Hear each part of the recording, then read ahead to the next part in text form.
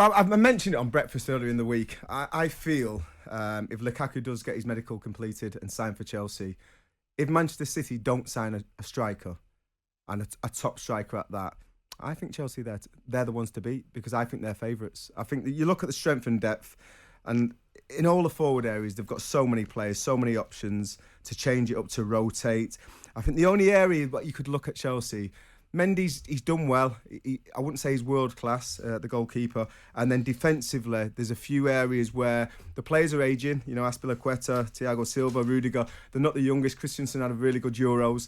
They're a good side. James could slip back in there and play wing back. I'm not sure Chilwell's got the athleticism and the physical presence to play at left wing back, but apart from defensively, going forward with Lukaku, 6'4.5", you know, holds the ball up well, great in the air, clinical in front of goal.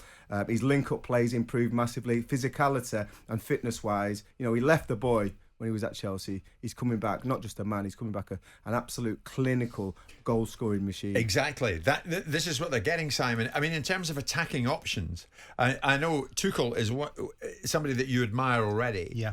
But I mean, when he comes in with somebody like Big Rom up front, 100 million or whatever, but by God, he'll make his presence felt. That's one thing Lukaku does. Oh yeah, he doesn't give you a moment's peace. I don't think it's right that Trevor says that. Exactly, the point is that anyone who finishes above Chelsea will probably win the league.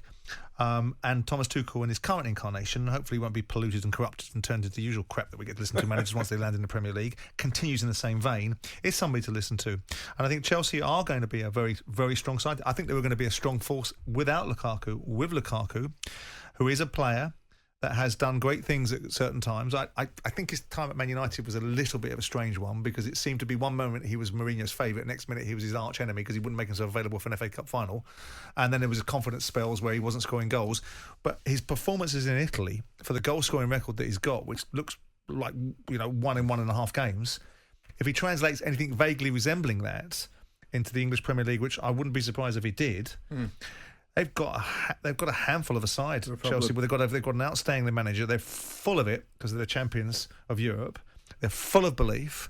Everything Tuchel touches at this moment in time, the players will follow because they'll believe in it, because it's been proven to be right. Yeah. And their owner, alongside Trevor's observations about £100 million players and the obscenity of that, is prepared to match the opportunities that are out there from other clubs and bring in a player like Lukaku. Now, of course, he had 3 transfer targets, didn't he? He had Kane, Erling Haaland, and Lukaku. And you could turn around and say he's gone for the run to the litter financially, if you want to put a different argument on it. But from Chelsea's point of view, they've got a very good player leading a very good group of other players. Jim White and Simon Jordan, Monday to Thursday morning, 10 till 1. On AM, on DAB, via the talkSPORT app and on your smart speaker. talkSPORT.